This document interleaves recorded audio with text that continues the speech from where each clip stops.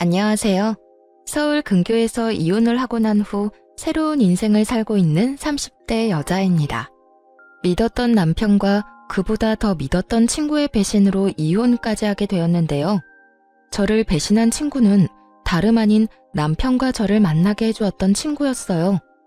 남편은 그 친구의 회사 동료였는데 어느 날 친구가 좋은 사람이 있다며 한번 만나보라고 하더군요. 친구야, 소개팅 할래? 우리 회사에 정말 괜찮은 사람이 있거든. 뭐 하나 빠지는 게 없는 남자야. 그러니까 한번 만나봐. 소개팅? 그렇게 좋은 사람이면 네가 만나보지 그래. 에이, 나보단 네가 더 잘 어울릴 것 같아서 그러지. 그러지 말고 한번 만나봐. 한번 만나보고 별로면 안 만나면 되잖아. 응? 친구는 부담 없이 만나보라며 저를 설득했고 전 친구의 말대로 부담감 없이 남편을 만나보게 되었죠. 그렇게 만난 남편은 친구의 말대로 정말 괜찮은 남자였어요. 다정하고 밝은 모습의 남편에게 호감이 갔고 남편 역시 저에게 호감을 보이며 연애부터 결혼까지 막힘없이 진행되었죠. 다정한 남편과 시집살이는커녕 늘 여자 눈에 눈물이 나게 만들면 자기 눈엔 피눈물이 난다고 안사람에게 잘하라고 신신당부하는 시부. 거기에다 죽고 사는 문제가 아니라면 안부 연락도 하지 말라는 시모까지. 그야말로 저희만 잘 살면 되는 그런 가정이었어요. 그랬기에 저희는 신혼 초에도 그 흔한 말싸움 한 번도 한 적이 없었는데 시댁 문제가 없던 것도 있긴 했지만 그보다는 워낙 저와 남편의 생활 스타일이 비슷하기도 했고 남편이 저 못지않게 깔끔한 편이라 굳이 제가 입댈 것이 없기도 했어요.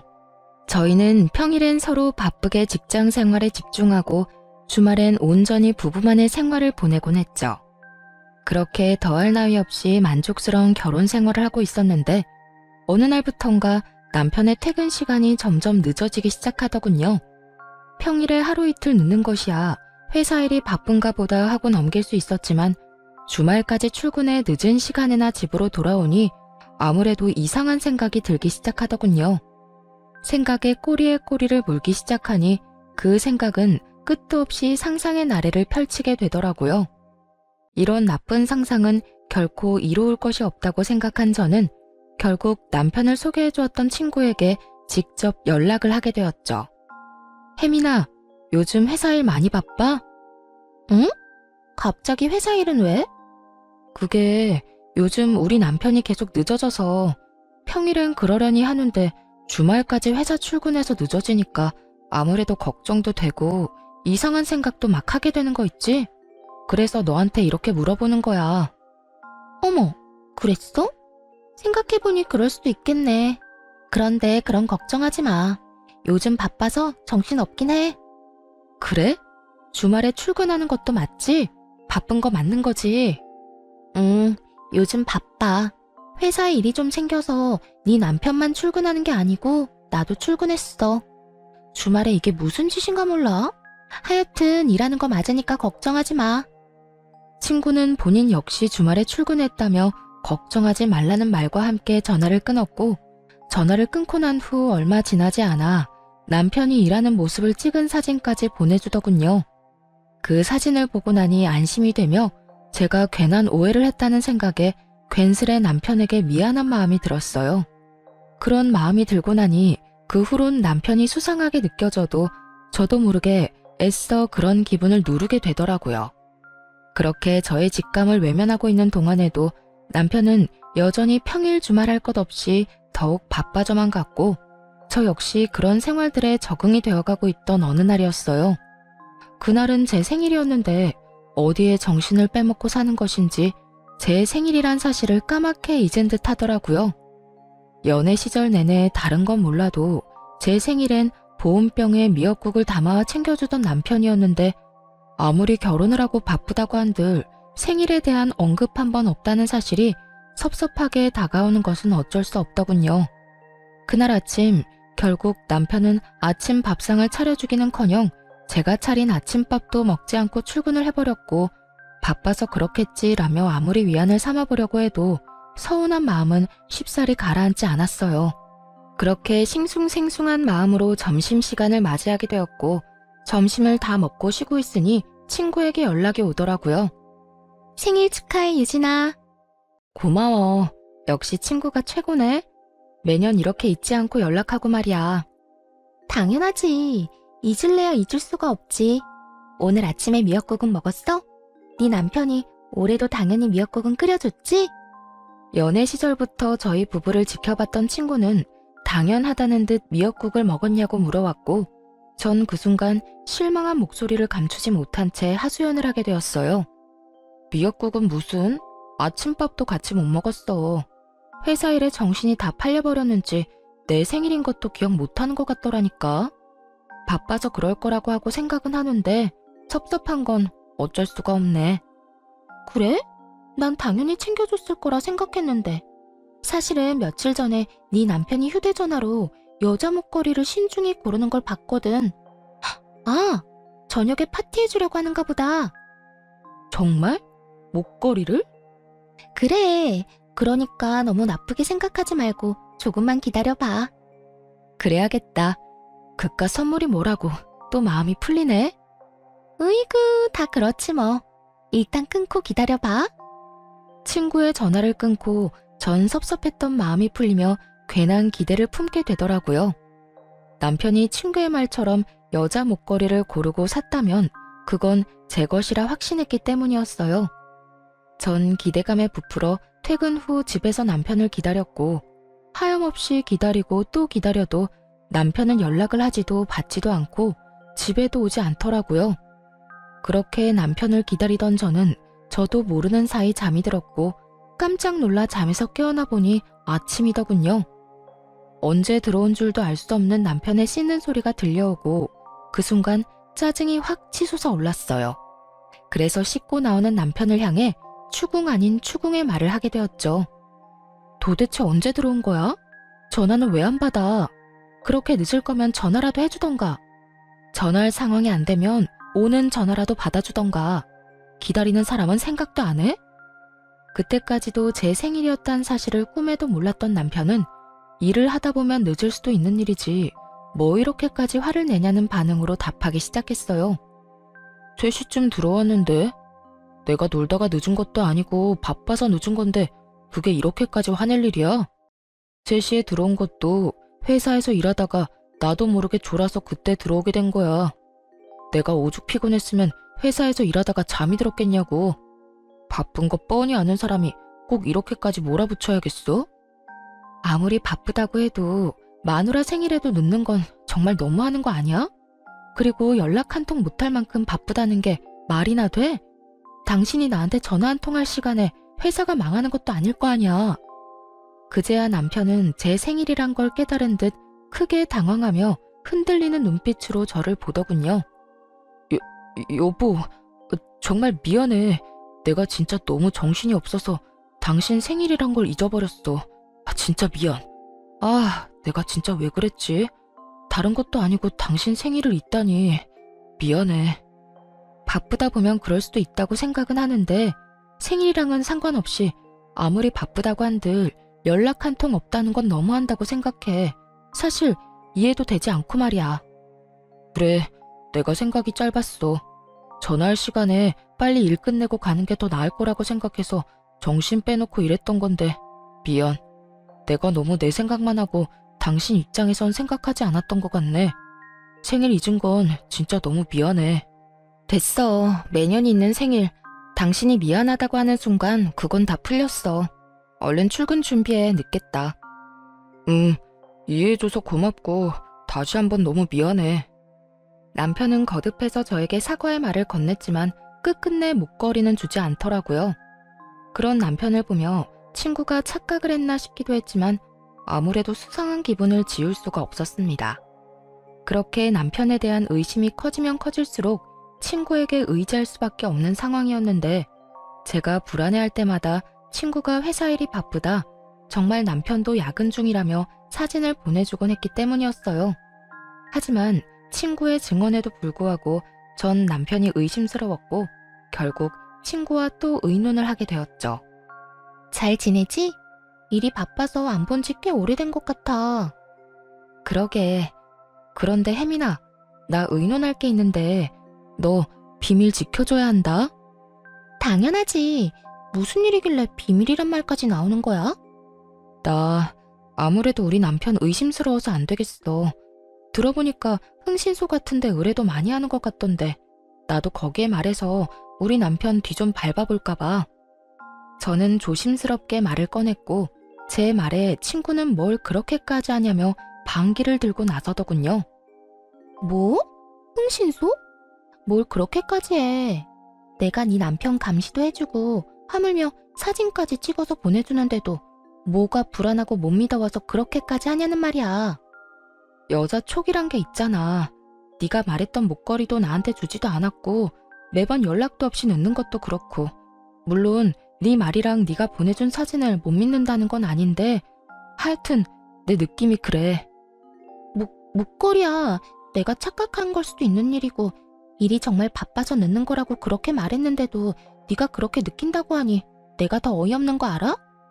내가 이런 말까지 하지 않으려고 했는데 너 약간 의부증 같은 거 있는 것 같아.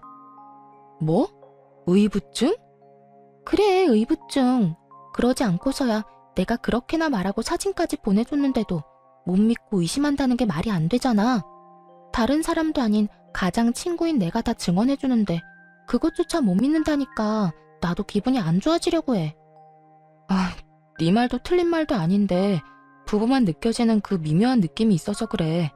왜인지 모르게 남편이 멀어졌다는 느낌이랄까? 어딘가에 정신을 빼놓고 사는 느낌이랄까? 뭐라고 표현하기 힘든데 하여튼 그런 느낌이 자꾸 들어. 너 진짜 병원 한번 가보는 게 어때? 기분 나쁘게만 듣지 말고 내가 정말 걱정되어서 그래. 너 그런 식으로 사람 끝도 없이 의심하다가 네 남편이 알면 어떻게 하려고 그래? 네 남편이 얼마나 너한테 실망하겠어. 자기는 가정을 위해서 그렇게나 열심히 일하고 있었는데 넌 뒤에서 엄한 오해나 하고 있었다는 사실 알아봐.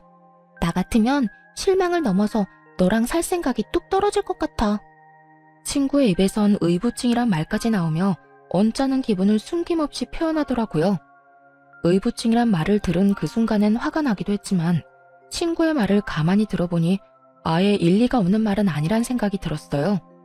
친구의 말대로 남편은 열심히 일만 하는 것인데 제가 괜한 오해라도 하고 있는 것이라면 그것만큼 기분 나쁜 일은 또 없을 거란 생각이 들었으니까요. 친구가 보내준 사진도 그렇고 친구의 말처럼 정말 남편은 야근 중인 것이 확실한데 저만 혼자 남편을 믿지 못해 환장한 여자 같다는 느낌마저 들더군요. 그렇게 제가 혼자 고민에 빠져 있을 때쯤 남편은 친구에게 무슨 이야기라도 들은 것인지 평일은 여전히 늦었지만 주말엔 다시 저와 시간을 보내며 저에게 신경 쓰는 모습을 보이더라고요. 다시 찾아온 안정적인 생활에 불안감을 떨쳐내던 어느 날이었어요. 그날은 친정엄마의 생신을 맞이하여 주말에 식구들이 다 모여 밥을 먹기로 한 날이었어요. 그런데 전날까지도 아무 말 없던 남편이 당일 아침 갑자기 회사에 급한 일이 생겼다며 가봐야 한다고 하더라고요. 여보, 어떻게 하지? 나 지금 좀 가봐야 할 것 같아. 어? 지금? 왜? 무슨 일 생겼어? 갑자기 회사에 급한 일이 생겼다네. 다른 사람이 처리할 수 있는 일이면 다른 사람 보낼 텐데 내가 담당자라서 마땅히 맡아줄 사람이 없네. 거기에다 주말이니까 다른 사람한테 부탁하기가 더 그래. 하필 오늘. 어쩔 수 없지 뭐. 얼른 가봐. 내가 부모님께는 잘 말씀드릴게. 그래, 미안해. 장모님께도 죄송하다고 전해주고. 남편은 급하게 집을 나섰고 저는 그런 남편의 모습을 보며 생각에 빠졌어요. 급한 일이 있다고 전화가 온 것도 아니었고 휴대전화를 들고 가만히 앉아있다가 갑자기 급한 일이 있다며 저렇게 뛰어나가 버리니 아무래도 이상하다 싶더라고요. 이쯤 되니 정말 제가 이상한 것인지 남편이 이상한 것인지 구분이 되지 않는 상태가 되어버렸고 저는 하는 수 없이 정말 마지막이란 생각으로 친구에게 전화를 걸었죠. 매번 이럴 때마다 친구의 도움을 받는 것이 미안하기도 했고 또 한편으론 창피하기도 했지만 그만큼 오래된 친구이고 믿는 친구였기에 전화를 걸어 물어보기로 결심한 것이었죠. 그런데 전화를 받은 친구는 다 죽어가는 목소리더라고요. 너 어디 아파? 목소리가 왜 이래? 몸살인 것 같아. 열이 39도까지 올라서 떨어질 생각을 안 하네. 뭐? 39도? 열이 그렇게 심한데 그러고 있으면 어떻게 해? 너 집이지? 병원은? 조금 있다가 가려고. 도저히 혼자 갈 수가 없어서 친구 좀 오라고 했어. 그래? 다행이네. 나한테 진작 연락을 했어야지. 내가 알았으면 진작 너한테 갔을 텐데. 괜찮아. 병원 다녀오면 괜찮아질 테니까 너무 걱정하지 마. 어이구, 참도 괜찮겠다. 집에 먹을 것도 없지? 죽 시켜놓을 테니까 병원 다녀오면 꼭 챙겨 먹고 약 먹어. 응, 고마워. 그렇게 걱정스러운 마음으로 전화를 끊으려는 순간 전 듣고야 말았습니다. 나 왔어. 많이 아파? 얼마나 급하게 간 것인지 다 느껴지는 헐떡이는 남편의 목소리를 말입니다. 헉헉거리면서도 그 목소리엔 걱정과 우려가 가득해 보였고 친구가 전화를 다급히 끊음으로 인해 저는 지금 친구의 집에 가 있는 남자가 제 남편임을 확신하게 되었습니다. 100번, 1000번을 생각해도 그건 남편의 목소리였고 차분히 이게 무슨 상황인가에 대해 흥분하지 않고 생각하려고 애썼어요. 친구가 남편을 소개해줬다는 것을 배제하고 생각을 해보니 그간 이해되지 않았던 조각조각들이 맞아떨어지며 제가 친구라고 믿었던 가장 오래되고 가장 의지했던 친구가 더는 친구가 아닌 상간녀라는 사실이 와닿기 시작했어요. 남편보다 친구에 대한 배신감이 더욱 커 손발이 다 떨려오더라고요. 우선 마음을 진정시키고 친구가 눈치채지 못하게 약속했던 죽을 보내고 걱정스러운 마음이 가득한 문자를 보내주었어요. 제가 그런 문자까지 보내자 친구는 안심하는 듯했고 친구는 한술 더 떠 괜히 이런 말을 하더라고요. 요즘 회사가 바빠서 네 남편은 오늘도 출근한 걸로 아는데 내가 아파서 큰일이네. 너 요즘 걱정도 많은데 내가 나서서 네 남편 일을 좀 도와야 일찍 퇴근도 하고 그럴 텐데 말이야. 네가 보낸 쪽 먹고 내가 얼른 나와서 네 남편에게 도움이 되도록 할게. 모든 사실을 알고 이 문자를 받게 되니 이때껏 저를 이딴 식으로 속였다는 생각이 확 들며 정말 이가 다 갈리게 화가 나더군요. 얼마나 제가 멍청하고 만만해 보였으면 다른 사람도 아닌 가장 친한 친구의 남자와 이딴 짓을 벌이나 싶기도 했고요. 그날 전 모든 것을 확실하게 알게 되었고 제가 알게 된 모든 것에 확신하게 되었습니다. 전 바로 상간녀가 그렇게 말리던 흥신소에 의뢰하게 되었고 며칠 뒤 두 사람이 어떻게 관계를 가지고 있는지 더 자세히 알게 되었죠. 안녕하세요. 지금까지 조사한 사실을 알려드리려고 연락드렸습니다. 우선 남편분과 상간녀는 함께 움직이는 일이 거의 없더라고요. 아주 조심성이 뛰어나고 철저하게 관계를 숨기고 있었어요. 사모님이 알고 계신 것처럼 야근을 하긴 하는데 기껏해야 7, 8시까지 하고요. 상간녀가 동료들이랑 먼저 퇴근을 하고 나면 1시간쯤 뒤에 남편분이 슬슬 회사에서 나와 차를 몰고 상간녀 집 근처로 가더라고요. 그리고는 근처에 차를 세워두고 택시 타고 상간녀의 집으로 가는 것을 확인했습니다. 어찌나 조심 또 조심하는지. 제가 이 일 시작한 지 꽤 됐는데도 쫓는 내내 긴장이 다 되더라고요. 그 정도로 조심성이 많은 사람들이라 외부에선 둘만의 시간을 보내는 일은 전혀 없었고요. 사람들과 다 함께 있을 때조차 말 한 번 섞는 일이 없었어요. 그런데 그 미묘한 눈빛 교환을 하는 순간이 있었는데 그 순간마다 상간녀가 습관처럼 목걸이를 만지작거리더라고요. 아마 그 목걸이를 남편분이 사준 것 같았어요. 일단 사진들은 따로 보내드릴 거고 조금 더 지켜보고 또 연락드리겠습니다. 끝끝내 풀리지 않았던 목걸이에 대한 궁금증이 풀리던 순간이었어요. 남편이 고르고 있던 목걸이는 제 생일 선물이 아닌 상간녀의 선물이었고 그것이 자신의 선물이라곤 생각지도 못했던 상간녀가 저에게 실수로 목걸이 이야기를 해버렸던 것이었죠. 생일 당일 남편은 상간녀에게 목걸이를 걸어주며 좋은 시간을 보내느라 그 새벽에 들어온 것이었어요. 외도 사실을 알게 되며 대충 예상은 했었지만 퍼즐 조각이 점점 더 맞춰질수록 그 절망감과 배신감은 정말 말로 할 수 없을 정도로 크게 다가오더군요. 전 도무지 이게 다 어떻게 된 일인지 더 알아볼 필요성을 느꼈고 한 달에 한 번씩 있는 남편의 회식 날만 기다렸죠. 남편은 늘 그렇듯 그날 역시 만취가 된 상태로 집으로 돌아왔고 전 남편의 손가락으로 남편의 휴대전화 잠금을 풀어 살펴보게 되었습니다. 그곳엔 두 사람의 대화가 고스란히 남아 있었는데 그 내용은 정말 충격 그 자체였어요. 자기, 오늘도 집에 바로 가? 알겠지? 왜? 요즘 계속 집에 바로 가서 집사람도 이제 의심 안 하는 것 같은데. 내가 말했잖아. 유진이가 흥신소에까지 의뢰하려고 했었다고. 이럴 때 당신이 계속 의심스러운 행동 해봐. 내가 의부증으로 몰든 말든 그냥 하고 싶은 대로 하고도 나무래라니까.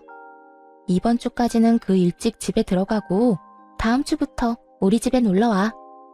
꼭 이렇게까지 조심해야 해? 그냥 당장 이혼하고 같이 살고 싶어. 그러게 나한테 처음부터 관심도 있었다는 사람이 왜 집사람을 소개해준 거야? 난 아직도 이해가 안 된다니까. 말했잖아. 나는 자기가 나한테 관심이 있으면 내가 해준다는 소개팅은 안 받을 거라고 생각했다니까.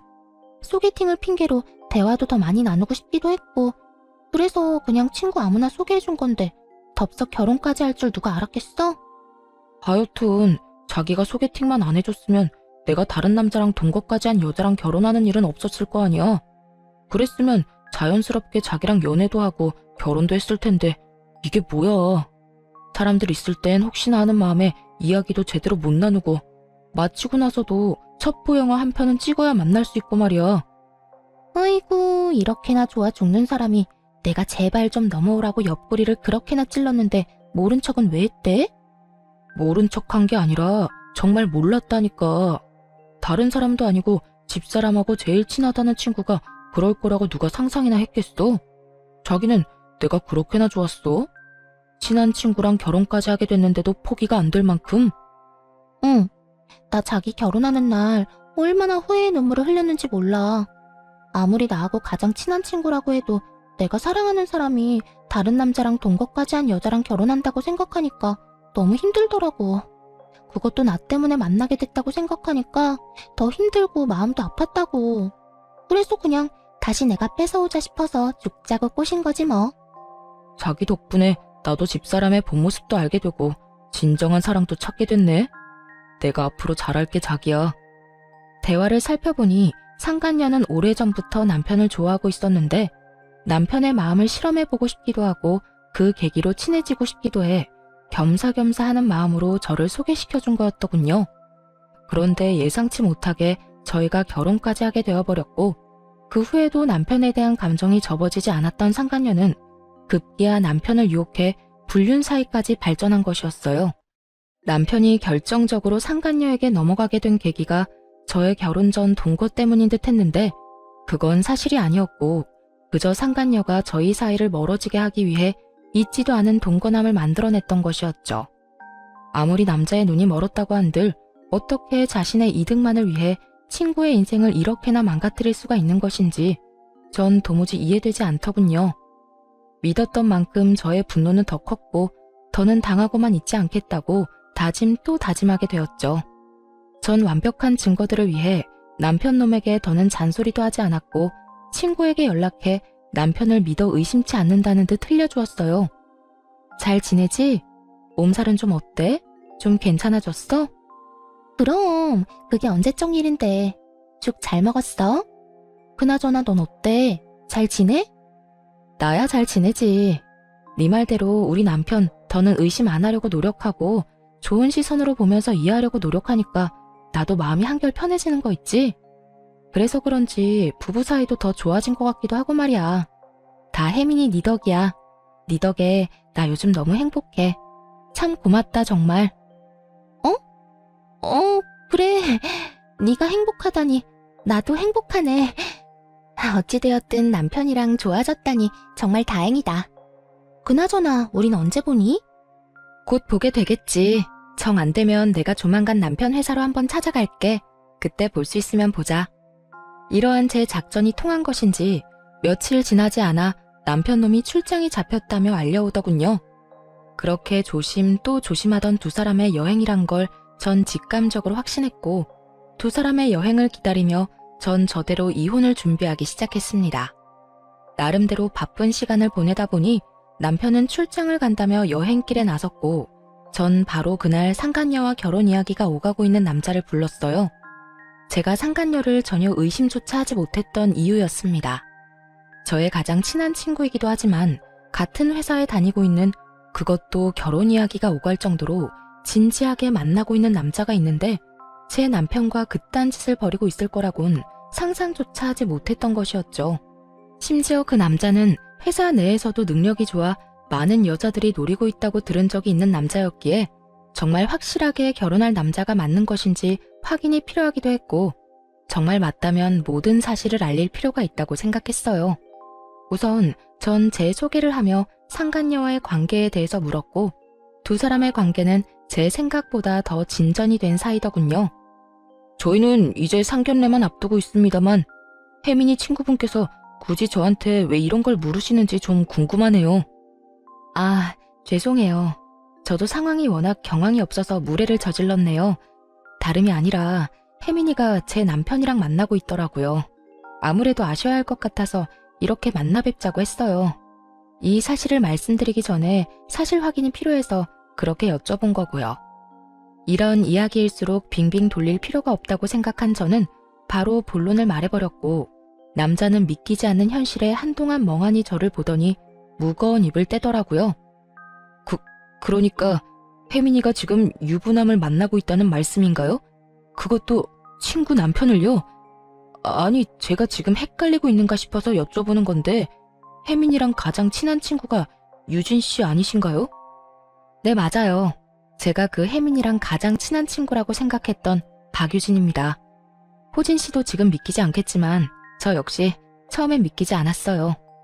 동시에 제가 모았던 증거들을 남자에게 보여주었고, 남자는 한참을 그 사진들과 대화 내용들을 살펴보더라고요.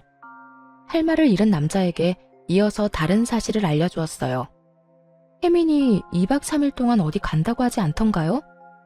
네, 친구분 중에 다은 씨랑 여행 간다고 했어요. 아, 다은이요? 저도 잘 알죠. 그런데 해외에 살고 있는 다은이랑 무슨 여행을 어떻게 간다는 걸까요? 심지어 다은이는 지금 만삭이라 비행기 타는 것도 무리일 텐데요. 그러면 도대체 설마 그쪽 남편이랑 떠난 건가요? 네, 제 남편은 회사에서 급하게 출장을 간다고 하더라고요. 공교롭게다 2박 3일 동안 말이죠. 우연이라 하기엔 너무 맞아떨어지지 않나요? 그제야 남자의 눈빛이 거침없이 흔들리기 시작하더군요. 그 흔들리는 눈빛의 의미는 그제야 제 말을 믿는다는 뜻과 다름이 없었고, 저희는 복수라는 배를 함께 타기로 했습니다. 그렇게 저희가 복수 계획을 세우는 사이 남편과 상간녀는 가짜 출장, 가짜 여행에서 돌아왔고, 흥신소에서 실시간으로 보내준 사진에는 두 사람의 행복한 모습으로 가득하더군요. 대망의 다음 날, 남편은 출근을 했고 전 점심시간 때쯤 회사로 찾아갔죠. 제가 회사에 가니 이미 상간녀는 자신의 약혼자 앞에 서서 빌고 있고, 남편은 상간녀의 약혼자 앞에 서서 고개를 푹 숙이고 있더군요. 그야말로 난리도 그런 난리가 또 없더군요. 전 상황을 지켜보다 그 사람들에게 다가갔고, 저를 발견한 상간녀가 다가와 양심도 없이 화를 내기 시작하더군요. 네가 어떻게 나한테 이럴 수가 있어. 다 알았으면 나한테 뭐라고 하면 되지. 왜 내 예비 신랑한테까지 다 말하냔 말이야. 네가 이러고도 내 친구야? 누가 누구한테 하고 싶은 말인데 낯짝도 두껍게 이런 말을 하는 상간녀를 보며 이 정도 뻔뻔하면 돼야 친구 남편이랑 놀아나는구나 싶더라고요. 저도 쏟아붓는 상간녀를 향해 지지 않고 쏘아 붙여줬어요. 친구? 네가 지금 나한테 친구라는 단어를 쓸 자격이나 된다고 생각하니? 친구 남편이랑 놀아난 주제에?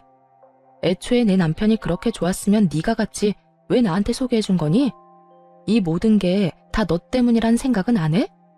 양심이 없으면 염치라도 있던가, 그마저도 없으면 눈치라도 있어서 입을 다물고 있던가. 네 입에서 나오는 한마디 한마디가 다 주옥 같아서 내가 이 상황에 웃음이 다 나오려고 한다. 나라고 두 사람이 결혼까지 할 거라고 생각하고 소개했겠어? 그리고 난 네 남편이랑 너 이혼까지 시킬 마음이 없었다고. 그저 나도 결혼하기 전에 잠시 스쳐가는 바람처럼 가볍게 만난 것뿐이라고. 가볍게 만났다는 사람들이 퇴근하고 매일같이 한 집에서 만나 시간 보내고 이번엔 출장 간다고 하면서 여행까지 다녀왔어? 네 기준엔 그게 가벼운 거니? 그것까지 어떻게... 혹시 그때 말했던 흥신소? 그게 중요하니? 어떻게 알았든 나랑 가장 오래되고 가장 친했던 친구인 너랑 검은 머리 팥뿌리가 될 때까지 잘 살아보자고 했던 내 남편이랑 불륜을 저지르고 있었단 게 제일 중요하지 않니? 그리고 네가 이혼시킬 마음이 없었다고 하면 내가 아 그렇구나 하고 이혼하면 안 돼? 이 판국의 이 상황에 어떻게 너한테 이럴 수 있냐고 물었지? 그 말 그대로 돌려줄게. 네가 어떻게 나한테 이럴 수가 있어? 그러니까 서로 이런 일 없게 네가 몰랐으면 좋잖아. 그러면 나도 아무 일 없다는 듯 결혼했으면 됐고 그랬으면 네 남편도 제자리 찾아갔을 거 아니냐고. 이제 정말 얼마 안 남았는데 왜 이제 와서 이 난리를 부리는 거야? 넌 정말 끝까지 기대 이상이네. 친구 남편이랑 놀아나면서 네 결혼은 무사히 할 수 있을 거라 생각했나 본데 절대 그렇게는 안 되지.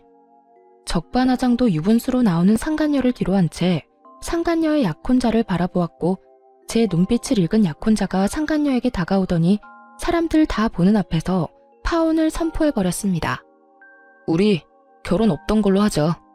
이미 우리 부모님께는 충분히 다 설명해드렸고 나 역시 마음 정리 끝난 상태야. 그러니까 더는 연락도 하지 말고 구질구질하게 찾아올 생각도 하지 마. 자기야, 그러지 말고 내 말 좀 들어봐. 나는 진짜 상견례 전까지 다 끝내려고 했어. 내가 자기 같은 남자랑 결혼하는데 왜 유부남이랑 계속 만나겠어. 정말 자기랑 결혼하기 전에 다 끝내고 우리 가정에 집중하면서 살려고 했었다고. 네가 그렇게 말하면 내가 고마워하면서 널 받아줘야 해? 어찌되었든 네가 날 만나면서 유부남을 만난 건 사실이잖아. 어찌되었든 양다리였잖아. 멀쩡한 총각도 아니고 유부남을 만났다니 더 충격적이어서 그렇지. 이러나 저러나 난 절대 양다리는 용서 못해. 그러니까 파혼하자. 약혼자는 그대로 뒤를 돌아 자리를 빠져나갔고 상간녀는 주저앉아 통곡을 하고 울더라고요. 그런 상간녀를 하염없이 바라보던 남편은 그제야 저에게 다가와 울고불고 매달리며 애원하기 시작했어요. 여보, 내가 진짜 잘못했어. 미안해. 난 정말 잠깐만 가볍게 만나고 끝내려고 했었어. 당신이랑 이혼까지 하려고 했던 게 아니라 혜민 씨 말처럼 스쳐가는 바람처럼 잠시 만나고 깨끗하게 끝내려고 했다고. 그런 사람이 하루라도 빨리 이혼하고 쟤랑 살고 싶다고 했니? 밖에서 그딴 짓이나 하면서 가정은 또 지키고 싶었다고?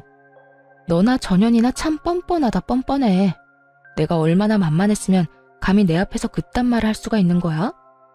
너도 정신 좀 차려라. 네가 가정을 지키고 싶든 말든 나는 무조건 이혼이니까 그런 줄 알고 이혼이나 준비해.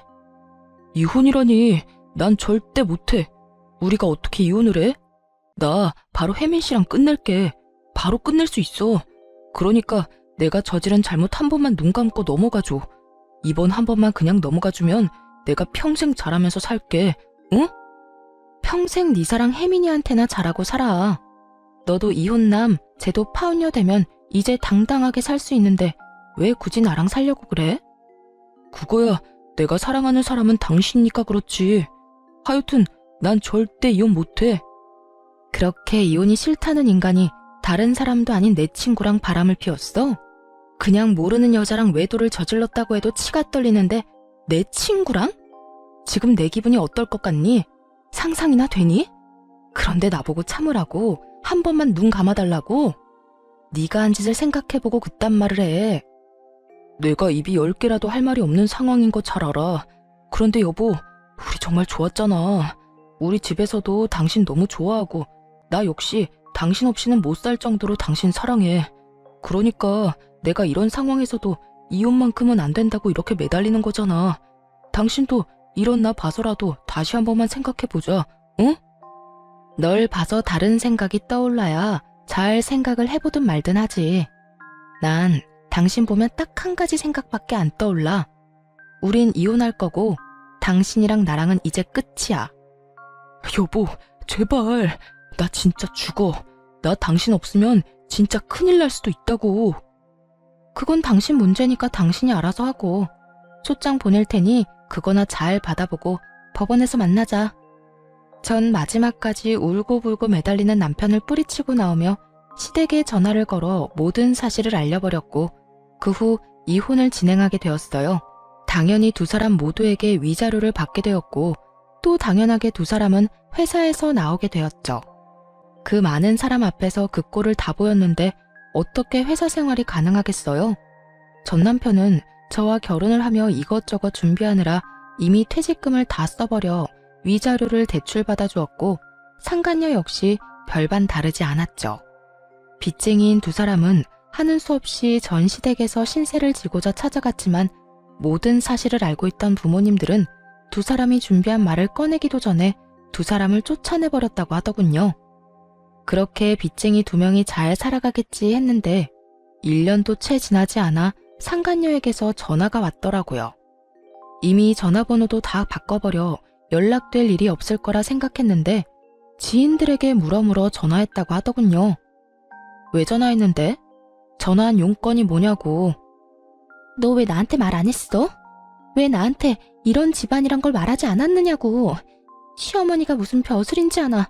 하루가 멀다고 연락해와서 날 들들 볶아대는데 내가 아주 못 살겠다고. 네가 진작 이런 집안인 걸 말해줬으면 내가 이런 남자랑 살지도 않았을 거 아냐. 이야기를 들어보니 저에겐 한없이 다정하고 간섭조차 하지 않던 전시모가 상간녀에겐 모진 시집살이를 시키는 듯 하더라고요. 상간녀는 울분을 토하며 저를 원망하고 있었고 전 그런 상간녀에게 있는 사실 그대로 다 말해주었어요. 어머, 너한텐 시집살이 시키니? 어머님이 나 있을 땐 죽고 사는 문제 아니면 전화도 하지 말라고 해서 난 그런 분인 줄 몰랐네. 뭐? 그런 사람이 나한테는 도대체 왜 그러는 거야? 그걸 몰라서 물어? 결혼 생활 잘하는 아들 이혼시킨 것도 모자라 회사까지 잘리게 만든 며느리 뭐가 예뻐서 잘해주겠어. 다 네가 저지른 죄에 대한 벌 받는다고 생각하고 달게 받아. 아니, 난 애초에 이해가 안 되는 게 그 정도도 각오 안 하고 남의 남편 뺏어갔던 거야? 파혼당하고 회사에서 잘리면 다 끝이라고 생각했던 거니? 이쯤 했으면 고함을 지르며 또 악다구니를 써야 할 상간녀가 벼랑간 펑펑 울기 시작하더군요. 도대체 왜 이러나 싶어 듣고만 있으니 상간녀는 저를 상대로 하소연을 하기 시작했어요. 네 전 남편. 그러니까 지금 내 남편 바람 피우는 것 같아. 요즘 일자리 알아본다면서 나갔다 하면 밤 12시 넘기는 건 기본이고 어떤 날엔 옷에서 여자 향수 냄새도 나. 이를 어쩌니 유진아? 시댁에서도 나를 못 잡아먹어서 난리고 남편은 바람이나 피우고 정말 너무 힘드니까 네 생각이 나더라. 그래서 전화했어. 도대체 왜 우나 했더니 이런 이유가 있더군요. 전 남편은 취업을 핑계 삼아 밖으로 나돌며 외도를 저지르고 있었고 본인이 그런 상황이 되자 예전에 자신이 뒤통수 때린 옛 친구가 그리웠던 거죠. 아무리 그래도 자신이 이렇게 연락할 처지가 못 되는데 얼마나 뻔뻔하면 이런 연락까지 하는지 한심해 죽겠더라고요. 왜? 나한테 위로라도 받고 싶니? 이 일을 어쩌냐면서 같이 울어라도 줘? 아님 남편이 바람나서 이혼한 경험자로서 훅이라도 들려줄까? 도대체 뭘 바라고 나한테 전화해서 이런 말을 하는 거야? 그때도 그랬지만 난 도무지 네가 이해가 안 된다. 그런 게 아니라 나도 흥신소에 의뢰라도 해볼까 싶어서 그래. 넌 어땠어? 흥신소 그런 거 무섭진 않았어? 야, 내가 그런 일을 겪게 됐는데 흥신소가 무서웠겠어? 그리고 아직 확실치도 않은데 흥신소는 무슨 흥신소야. 너 나한테 전화해서 이러고 있을 시간에 병원이나 가봐. 그거 의부증이라며 네가 말했잖아. 혹시나 네가 나한테 말했던 것처럼 정말 가정을 위해서 취업하려고 힘쓰고 있는데 네가 오해하는 거면 어쩌려고 그래? 너도 나처럼 이혼녀 되려고 그러니? 전 그 옛날 상간녀가 저에게 해주었던 말을 그대로 돌려주었고 상간녀는 노발대발 화를 내기 시작하더군요. 뭐? 의부증? 다른 사람은 몰라도 네가 나한테 그런 말을 하면 안 되지. 결국 그 남자가 나랑 바람 피워서 너 이혼했던 거 기억 안 나니? 기억나지. 그런데 그런 남자랑 사는 네가 나한테 전화해서 하소연하면 안 되는 건 모르니? 내 전 남편이자 네 남편이 바람을 피우는 것 같다고? 그 정도 외도면 그건 병인 것 같은데 그냥 데리고 살아라. 어쩌겠니? 뭐라고? 다 들었으면서 왜 못 들은 척해. 그냥 데리고 살라고. 네가 죽고 못 살아 나한테서 뺏어간 그 남자 업보라고 생각하고 그냥 잘 데리고 살아주라고. 그리고 다신 나한테 전화해서 이딴 소리도 좀 하지 마. 다신 연락도 말라는 제 말에 상간녀는 갑자기 불쌍한 척을 하기 시작하더니 다 기어서 들어가는 목소리로 매달리기 시작하더군요. 너랑 내 이야기 다 소문나서 애들이 내 이야기는 들어주지도 않아. 네 번호도 전화 10통은 넘게 돌려서 알아낸 거라고. 지금 내 상황이 이런데 내가 누구한테 하소연하겠어. 그러니까 너라도 나한테 좀 잘 대해주면 안 될까? 나 진짜 너무 힘들어서 그래.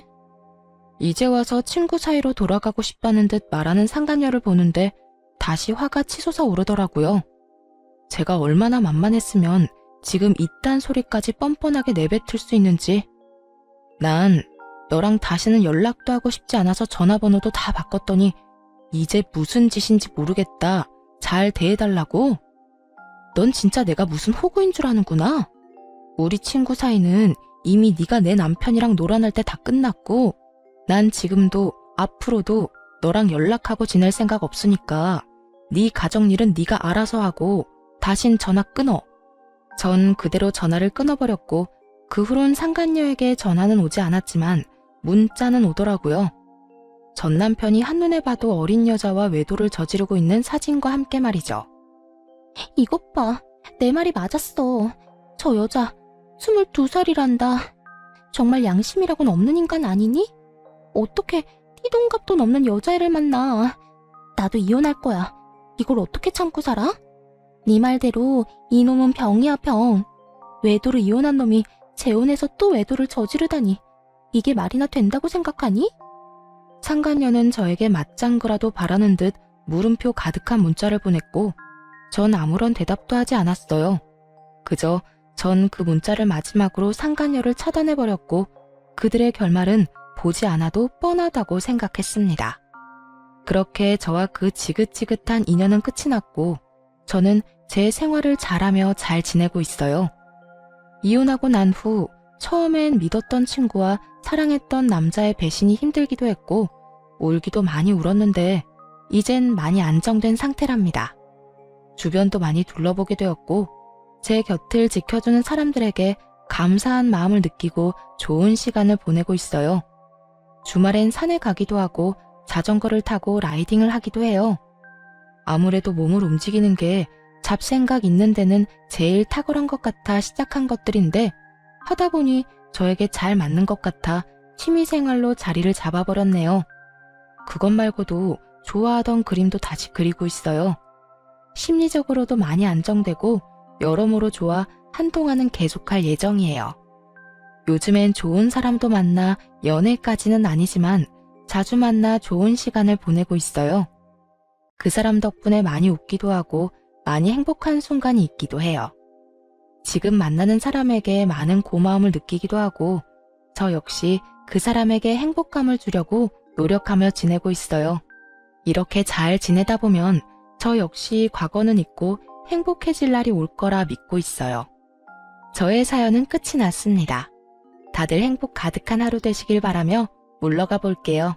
감사합니다.